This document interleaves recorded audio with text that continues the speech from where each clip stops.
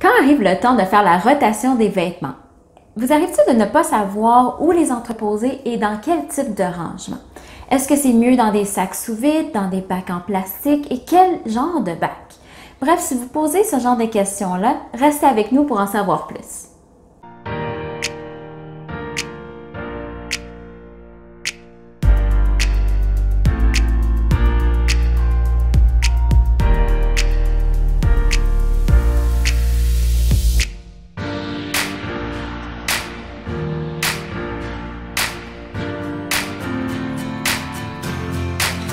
Bonjour, je suis Elisabeth. Et moi, Stéphanie. Bienvenue sur notre chaîne SOS Rangement.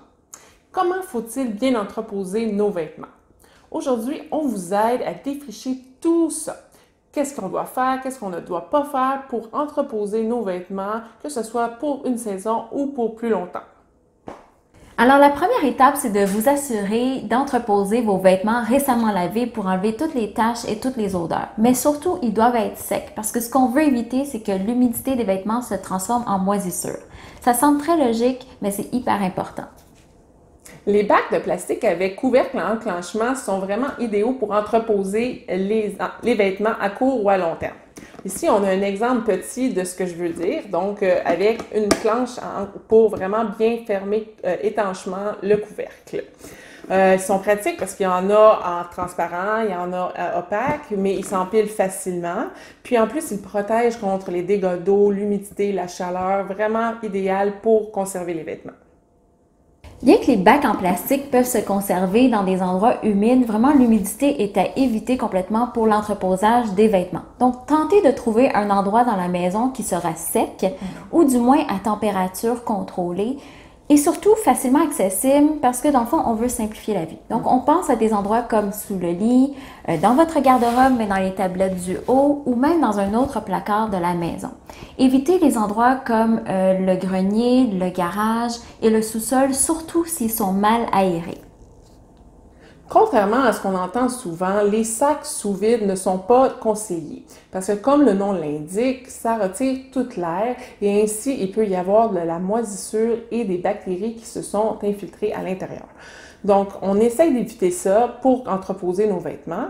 Il en va de même pour les boîtes de carton parce que souvent, ça va prendre l'humidité ou bien ça va se déchirer facilement, puis il peut y avoir des dégâts d'eau qui vont faire que tout va te mouiller en bout de ligne. Et ça va se briser, on va avoir des belles surprises.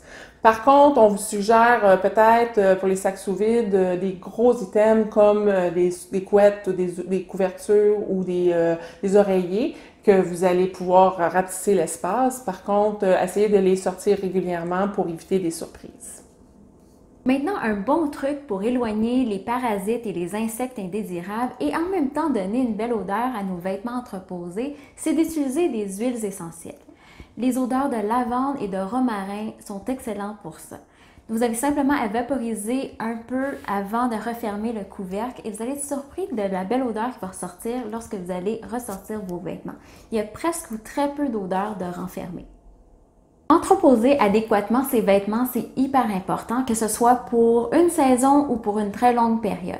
Ces quelques trucs simples vous permettront de garder vos vêtements en bon état et pour une plus longue durée. Donc, c'est tout pour aujourd'hui. Si vous avez aimé notre capsule, n'hésitez pas à nous faire un petit thumbs up ou à écrire un commentaire ou des questions en dessous de la capsule. Venez discuter sur notre groupe de Facebook SOS Rangement. On a d'autres trucs et astuces sur les mêmes sujets. Et n'hésitez pas à nous appeler si vous avez besoin de conseils en organisation, en rangement ou en productivité. On est Stéphanie et Elisabeth, les passionnés de SOS Rangement. À bientôt! Bye bye!